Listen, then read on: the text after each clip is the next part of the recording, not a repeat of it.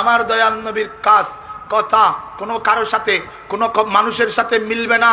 সেজন্য আমার দয়াল নবীর বিরুদ্ধে কেউ যদি কার্টুন আঁকে, আমার দয়াল নবীর বিরুদ্ধে কেউ যখন কোনো কটূক্তি করে, আশিকে রাসূলরা কথা না বলে থাকতে পারে না, আশিকে রাসূলরা প্রতিবাদ না করে থাকতে পারে না।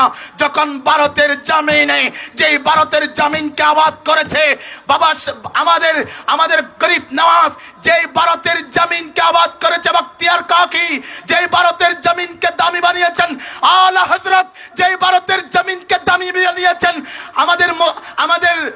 আমাদের শাইখরা, আল্লাহর ওলিরা, এই ভারতের জমিনে যখন আমার নবীর বিরুদ্ধে কটূক্তি লাগিয়ে দিল, আমার নবীর বিরুদ্ধে কটূক্তি লাগানো ব্যক্তির ফাঁসির দাবিতে ভারতের বোম্বাই আশিকে রাসূলরা দখল করে নিয়েছেন, ঠিক কিনা? হাত তুলে বলুন ঠিক না ঠিক? আশিকে রাসূলরা ওই ভারতের বাণিজ্যিক রাজধানী বোম্বাইকে দখল করে নিয়ে বুঝিয়ে দিয়েছেন ইশকে রাসূল যাদের অন্তরে, বদরের প্রেরণা, উহুদের চেতনা, হুসাইনি দীপ্ত কণ্ঠ যাদের ভিতরে আছে, তারা কখনো মুস্তাফার অপমানই সইতে পারে না।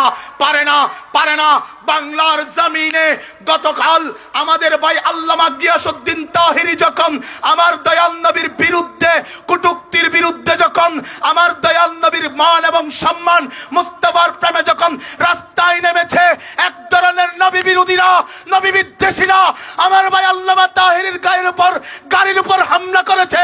যারা তাহিরির উপর হামলা করেছে তারা তাহিরি বিরোধী নয়, তারা নবী বিরোধী, ঠিক কিনা?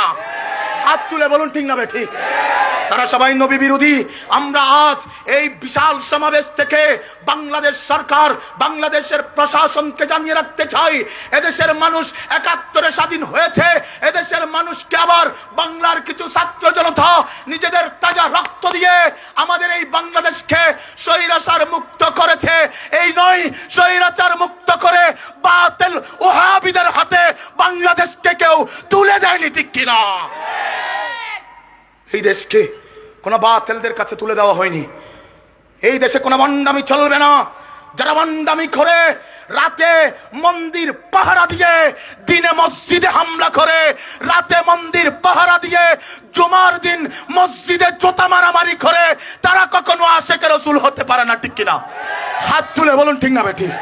আমরা তাদের বিচার চাই কি চাই না? হাত তুলে বলুন চাই কি চাই না? আল্লাহ রাব্বুল আলামিনের দরবারেও বিচার চাই, এদেশের প্রশাসনেও বিচার চাই কিনা? যদি এভাবে সবাইকে ছাড় দেওয়া হয়, এভাবে যদি সবাইকে বিচারের আওতায় আনা না হয়, আস্তে আস্তে দেখতে পাচ্ছেন দেশের প্রশাসনের কাছে অনুরোধ জানাচ্ছি, আজ পাহাড় অবস্থা খারাপ।